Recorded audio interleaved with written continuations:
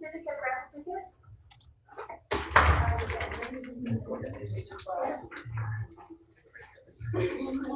No, you don't want that. Yeah.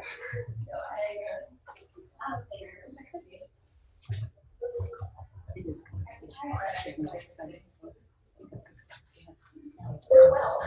Testing 1, 2, okay. So that'll actually help a lot, yes.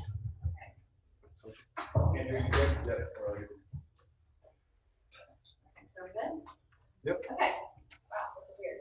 I don't know what's into my phone. So anyway, so yeah, so it can cause some, negative feelings right off the bat if you go online and read some things that make you upset. And that's just not a positive way to start our day. So I always encourage students, if you find yourself in this habit of using social media, and I preach this to myself too, because I am guilty. Maybe try to get a real alarm clock. I know maybe those are like ancient, but find a real alarm clock that isn't your phone that you can use to wake up in the morning. Try and get up, go brush your teeth. If you have a pet, go hang out with them for a little bit. Maybe, you're trying to build some new healthy coping strategies, which we talked about healthy coping strategies in previous lessons with students. But so, maybe do some journaling, do some movement. Maybe if it's, summer and it's nice out, go outside, get a fresh air in the morning if you have the time, breakfast, eat. But just work to try and figure out how to break this habit. Once we become aware of things, then we can start making the change to improve things and be healthier. Put a thumb up if you feel that students use social media as they go to sleep at night. Yeah, huge thing as well. I know for me, this is again kind of funny since with parents. My parents would put me to bed and they think I was just going to sleep, but I have my cell phone, so I'm not going to go to sleep right away. I'm going to be on my phone. I'm going to be checking things. And again, like I was saying earlier, it's 2 hours later, now it's 1 a.m. and now I'm wired because I've been on my phone all night long. So then it's 2 a.m. and now I wake up in the morning super tired, super grumpy, and again, just not healthy. So if you find yourself doing this, again, we have to learn to try and break this habit. It's not going to just be broken one night. One night of just saying, I'll put my phone away and go to bed isn't just going to fix everything. It takes time. But again, you can try some of those other healthy coping strategies. You can try journaling.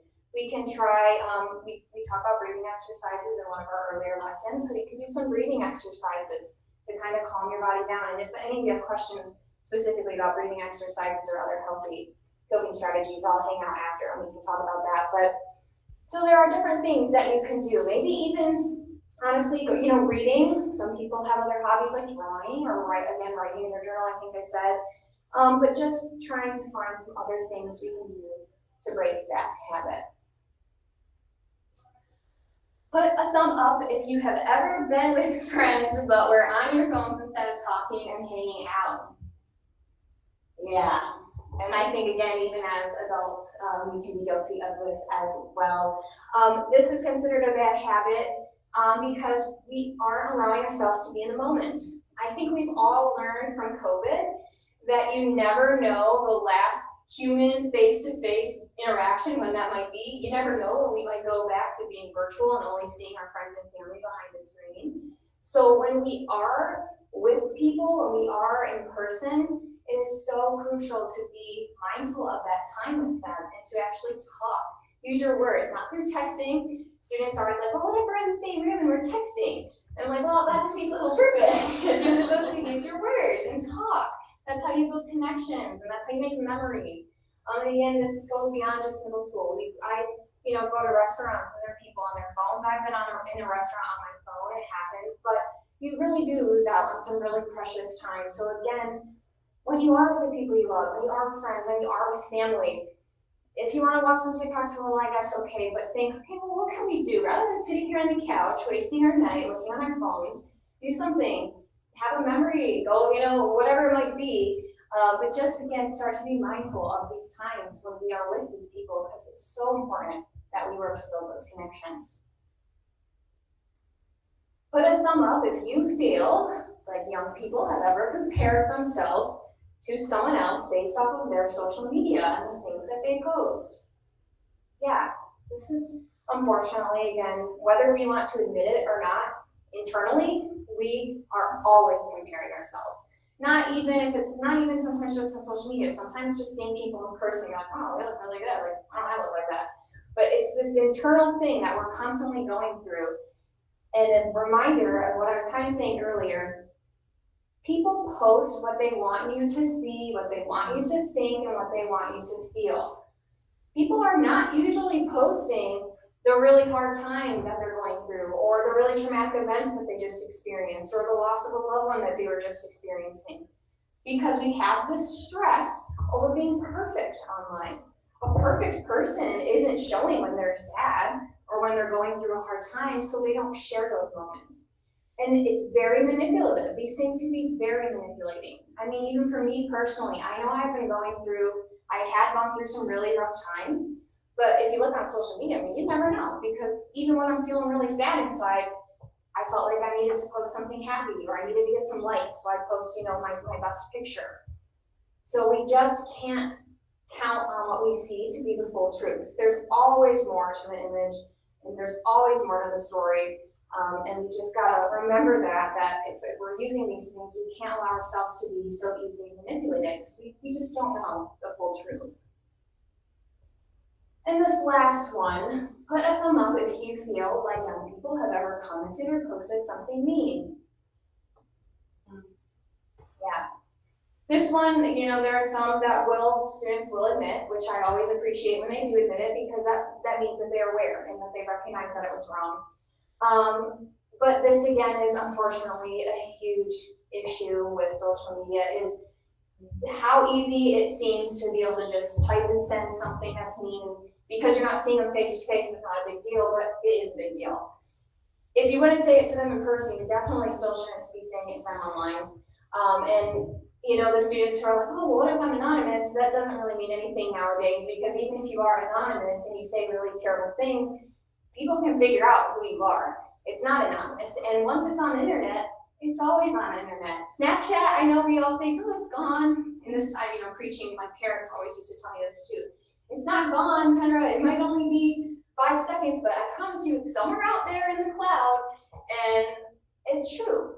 So we don't want to be posting mean and rude things, because one, it's never going to go away, and two, you don't know how you are affecting that other person. Words online or in person, they hurt, regardless of how they are said or whether they're coming from a phone or from your mouth. Either way, they are painful. And unfortunately, that leads to cyberbullying, which is a really huge thing. And when I'm doing this full-length program with students, we talk about cyberbullying at the end as well. But if you have ever commented or posted something mean, I always just say, I appreciate you for admitting it. You're aware that it's happened, but then work to be better. If you feel like typing something mean, maybe step away for a second. We have to learn not to be so reactive sometimes. And the last thing I want to say about that is, we can't tell somebody's tone or intention. And so I think it's very easy sometimes to even think, like maybe internally you're thinking like typing something mean, like, haha, this is funny, and send it away. But the person reading that maybe just reads it as a mean comment. They don't read it as, oh, they were laughing, oh, this was supposed to be funny. They just read it as, ouch, that was really rude. And that goes with texting too. So many unnecessary fights, I feel like, are created through these things because we misinterpret what the other person was trying to say. They put too many periods in the sentence. They must be mad, and then you feel mad. And it's just this terrible cycle. That's, maybe me. I don't like periods. Too many periods in a sentence always makes me feel like somebody's angry. But again, it just goes to show how easily we can get kind of tricked by these things. So we have to start being more aware. The next thing, the last kind of thing I want to talk about is when sharing on social media. I recognize, like I was saying earlier, social media is not going to go away. We can tell people not to use social media. We can tell them to delete their things, but it's still going to be there. So if you are using it, what are your intentions when you're posting? Are you posting things because you just genuinely want to post it and you want to share it and it makes you happy? Or are you posting it because you feel like you need validation? Because you feel like you're sad and you want some likes? Are you posting it because you're trying to compete with somebody else? They look like they're living their best life. I need to make it look like my life's really great too. So you have to think about that. And if it's that second option, if it's the, I'm just sad, I need some likes, or I just, I just want to do it to draw attention, then that's maybe not, the best time to be posting on social media, because we need to learn how to remember to be our true self. That's kind of the next thing. Are you being your true self on social media? Are you representing truly who you are, how you feel, your beliefs? Again, what you post is probably going to be there from time to time. So I always say, when you're getting older, you're getting a job. If they go onto your social media, are they going to look and are they going to understand who you truly are, or are they going to see like this other type of person that might not be actually real, but it's the person you portray to try to fit in? And funny kind of story with that, just I always tell students so they get it, is I have a friend who, if you knew him, you would know he's not a motorcycle. He does not bike or do anything kind of like that. It freaks him out. But he thinks they're really cool. You just look at them. And he had a friend who had a Harley Davidson. And so what he did was he got on the Harley Davidson, had the friend take a picture, and then in the caption he wrote like going out for a ride. And then he posted it. And if you didn't know him, you'd probably think like, whoa, like Corey's going out for a ride. Like, oh, look at Corey on his Harley Davidson. And it just goes to show again how easily that was manipulated. He didn't even turn the bike on. He just literally sat on it, wrote a picture, and then posted it. So it's very easy to get tricked. The next thing, is it true? Is it kind? I think we've all learned, especially with the celebrities in the spotlight sometimes, how fast things spread on social media. It spreads like wildfire. So before you share, before you comment, before you post, is it true? Is it kind? Again, if you wouldn't be sharing it and saying it to them in person, you definitely shouldn't be saying it to them online. And we don't want to just start spreading rumors, because like I was saying, it's so easy for things. Again, even if you think it's just a private thing between you and somebody else, if you post it and it can get shared, before you know it, everybody is seeing it, and it can just be really, really terrible, have a lot of serious consequences. So just think about that before you share. Am I interrupting an experience to share on social media? Again, this is so huge for everybody. Going back to that, being mindful when you're in the moment with individuals, even just in the moment, on vacation or at concerts. I have seen so many free concerts through cell phones, because people go to them, and again, I'm guilty of them before, but you go and this is them the entire concert. This is their phone, and they're just watching it through their cell phone. But like the show is right there, it's right in front of you. Look with your eyes. Sure, record your favorite song, but then put your phone away and then be in the moment, because that's how you really enjoy it. That's how you get the full experience. So again, just think, am I interrupting something really great that's going on in front of me just to be posting? Am I on vacation with my family but feeling this need to document every single thing? Or am I being with my family and enjoying my time? And last but not least, am I using social media to measure my self-worth? Again, the moral of the story is likes don't mean anything, comments, shares, followers. There's so much more to life than our social media. There are so much bigger and better things out there in the world, and so many other people who will show you love and validation in person rather than online. So just remember that it doesn't mean anything. It doesn't mean anything serious. You are all special and all valued, regardless of what you have on your social media. So with that, I kind of got lost on time, not gonna lie, because all of the things. Oh, that is perfect. You're right at the 500 point. Okay, perfect. So then the last thing I'll say, I have to change it. Well, you don't need our YouTube, but if you're curious about more of our organization and things we do, if you're curious about some of the, I know I mentioned very briefly some breathing exercises, on our website, if you go to hchcmi.org, go under the programs tab, you'll find ReNEWed, and then there are some 5 different breathing exercise videos that I made back in the COVID time. But you can watch those, you can learn some different exercises that you can then use for yourself or teach to your children, because these are really great healthy coping strategies as well. And you can just learn about some of the other programs we have. And I know you can't see it, but if you're just curious, we also have a YouTube too, which just has some like yoga flows and things. So again, some other healthy coping strategies that we talk about. And YouTube is just our name, so Alliance of Coalitions for Healthy Communities. And with that being said, I guess if anybody has specific questions that they want to ask out loud, they feel free. Otherwise, you can just come up and talk to me, and I can answer anything that you might have in your mind. But so I have a 13-year-old boy, and I hear him talking to his friends in that class. Yeah. And it's just like put them that, oh, I'm just kidding. I'm just kidding. We're just joking around. And it just keeps going. And I don't always hear what the other kid's saying, but how do you help kids to understand? Like you're saying, putting mean comments out there. Like I'm sure there's some stuff on his TikTok or whatever. And, oh, I'm just joking. We just do that to each other. Yeah. Like it's not okay. Right. Because somebody else is going to see that. And like you said, the intention and the misinterpretation. I don't know if you have any advice. How to talk to kids about that. It's very frustrating as a parent. Yeah, I'm sure. Yeah, that Xbox is a huge thing. We talk a little bit about that when we talk more specifically about cyberbullying, because we talk about how bullying can happen not just through social media, but through text messaging and through video games, because I too have heard people on video games, and it's not the friendliest. So, you know, I guess my advice is I just encourage you to, all you can really do is remind them that, you know, yes, you think you might be joking, but there comes to be a point where it isn't joking anymore, and you don't know, again, even that other person, maybe the other person on the end of the line is like, haha, this is funny, but internally, that might not be the feeling. And it might go vice versa. Maybe they're thinking like, I gotta keep pushing back because maybe this person's pushing back, and it just unfortunately creates this negative cycle. So I just encourage that conversation of just like, yes, while I do know some relationships have like where you're play fighting or saying mean things, there is a line, and also relationships and friendships and things should be built also on positives and you know, good things and happy and healthy things. And I don't know if that really answers your question, but it is a challenging thing. I know those video games can be a lot. I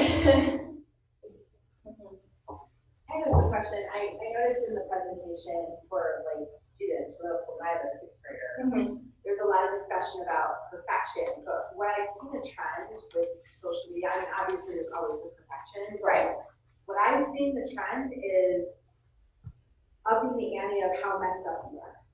So instead of it being like perfection, what I've seen is like self-diagnosing, like, I know I have anxiety. Oh, you don't have anxiety. This is what anxiety looks like. Like it's like it's still bullying. Yeah. It's almost like.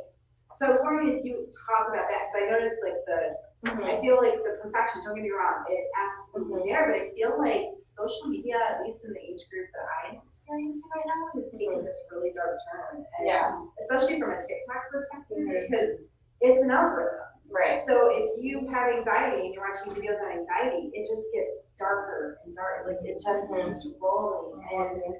And I've seen some behaviors in my own kids that I'm like, this isn't like, are you kidding? Like putting mascara under our eyes to be like, look at how sad I am. And I'm like, what is going on? Like, this is insane.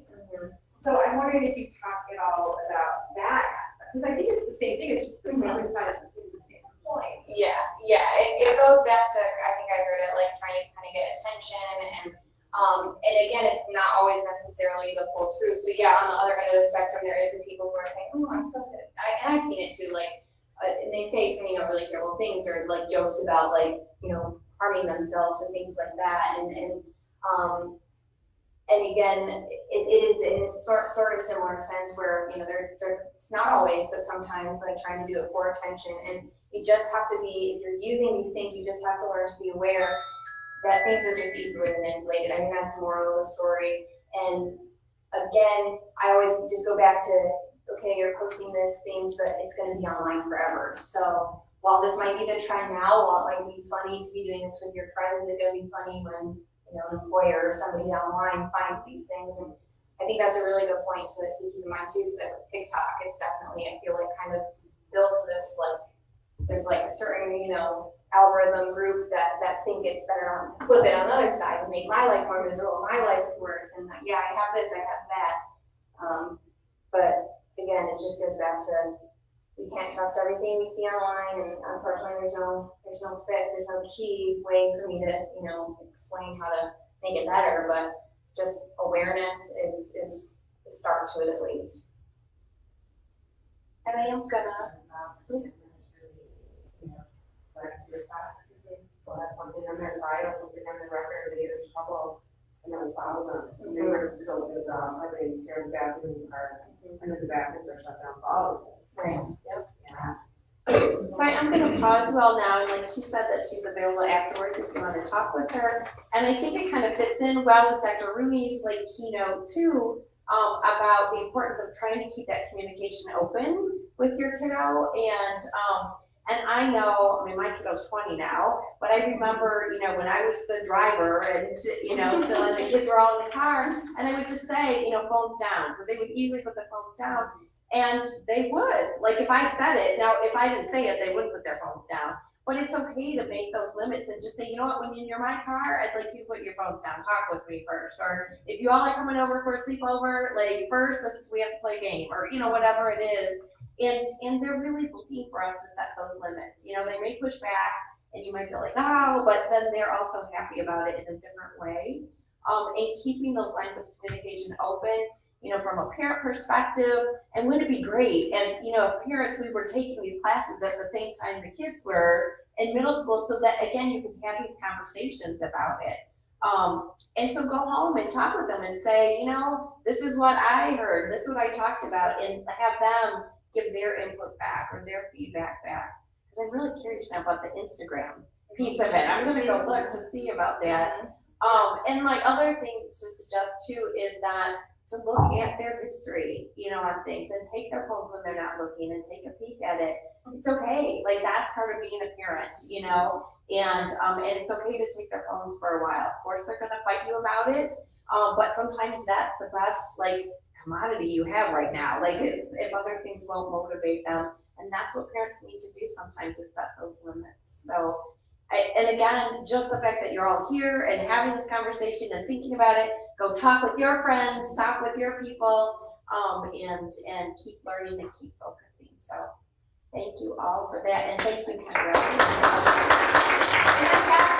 If you would like to take anything home, there's some coloring, stress adult learning book things. There's some stress ball, men, some bags, water bottles. If you want to take anything home for yourself or for anybody else.